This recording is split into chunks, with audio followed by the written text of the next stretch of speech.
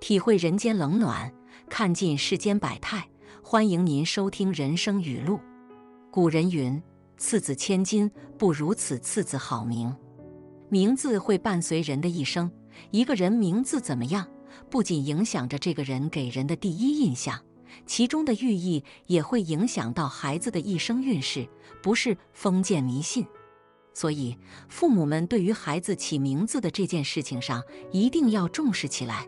给子孙起名，这9个字千万不要用，否则婚姻坎坷，命运多舛。一、刚，刚字的左半部分为一个刚字，破网一张。因为刚字为网字少了一个绰号，事业上不易成，好变换工作，财上花销大，不会理财，漏网之鱼，自己做事不好成。刚字又为风字的变体，一个流动的字，喜欢到处跑动，好说大话，生活中的乱事多。刚字的右半部分为一个利刀旁，在身体上亦有刀伤手术，综合起来看，此字是利刀割破了网，自己伤自己，一个矛盾的字，感情上长久性较差一些。二、芳，芳字与香相合成为芳香，吸引力强，异性缘好，追求的人多，会较早的涉及恋爱。芳字上半部分为草字头，与出生月份相连。女孩子生在春夏秋初者，长相比生于冬天者漂亮，不过前者感情上不如后者。芳字的下半部分为芳字，为人聪明，做事有方，个性强，脾气上不太好，易用脑过度，头部上易出毛病。综合起来看芳字，芳者多数只是好于一时，因为芳香只是扑鼻一阵，不能长久，事业上异常变换，感情上心浮不好定。三、超，此字可以直接解为走刀口，主凶，也就是说叫此字的人很有可能要在刀口下走一遭。这个字还主命主本人外向，交际广，有时好打架，脾气暴急。四、一字为一横之字，易出横事，不过从正从军者要好一些。其一字又是死字头，生字尾，这一点也是不看好。一字在性情上易出现个性强，不听劝，万里有个一，万一之事，侥幸度较差一些。五、梅，女人名字带此字，在婚姻感情上波动性大，特别是生在梅花开的季节。生在夏秋季节，名字里也有带梅字的，则说明花无开，主感情来得晚，或没有真感情受到伤害一类。梅字还是分南北方的，也就是北方人在冬季梅花开时，名字中叫梅才是真正的梅，会主长相好，而南方的就不是了。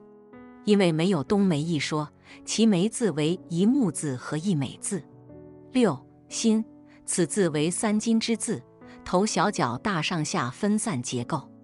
品字形的字累、精、品，做事注意力不集中，呈三角形，婚姻上是不看好的，有三分之象。近年来五行五格姓名学兴起，命里缺金的人在其改名时，命名师都会给选这个字，不论是男名女名用此的字多，很多商店铺名也多用这个字。这样一来，就造成了此字被大量使用，以致泛滥，有运的字也没运了，相互挤压竞争，在事业上好变动不稳定，性情上不好管。七、亮，亮字是上下结构，其亮字的上半部分为高字的上半部分，也就是高不全，不全的高字，只有高字头，只能出名一时，也就是在有好运的情况下露头而已。其亮字的上半部又为一个言字，少了两横，不全的言字，不喜欢说话，有苦说不出。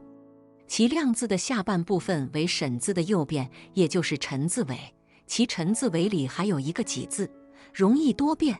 这样看的话，其亮字就不看好了，上面出风头，下面却要沉，有钱运主其短。而后运却不看好。体型瘦者居多，长相少星，父母家境都会较不错。8. 孙也是品字形的字，孙字算是品字形的字当中最看好的一个字了。此字多数与佛有缘，有福分，出名者居多。品字形的三分之字孙字，在其婚姻感情上亦有波动。男人有孙者会多数出现二太太，女人为孙者会以多情为主。孙字在性情上会为办事果断之人，具有号召力，喜唱歌。9. 利，其利字为姓名中的常用字，多数为女孩子姓名用字。此字为上下结构，利字的上半部分为一个一字，也是一横，字头有横押韵，事业上亦起不晚。利字的下半部分为2个月字的不全之符，感情上亦出现不圆满，也为不全的木字，视力多数会不好。利字是一个与季节有关的字，如果是出生在春夏两季的女孩，名字中有利字的长相会相对要比出生在秋冬季节的女孩漂亮，因为利得起来。利字综合起来看为人和气、好交、人缘好。通常名字中带有利字的女孩子，身高多数会在158至167之间，脸型以稍圆形、长圆形居多，皮肤好，灵感强。名字是伴随一个人的东西，其不仅代表着一个人的称谓和形象，也有着重要的风水意义。名字取得好坏，影响着一个人一生的风水运势。小孩的名字不仅承载着父母的期望，同时也影响着孩子一生的运势。名字也是要讲究风水的，好的名字能够带旺运势，让孩子健康成长，顺顺利利。如果名字不好，和自己的八字五行冲突，或者寓意不详，则容易招惹官非，让人不得安宁。人的名字一旦定下来，就不要轻易改动，因为名字会影响我们的运势。如果诸事不顺，想改变困境，这样的情况是可以改的。不管是起名还是改名，都要慎重。在取名字的时候，需要多了解名字用字风水，结合孩子的八字五行以及各种因素，才能让孩子健康成长，运势旺。如果使用不良的字，会给孩子带来各种灾祸和霉运，化解起来很困难。不怕生错命，就怕取错名。名字是父母给孩子最好的礼物，也将伴随孩子一生。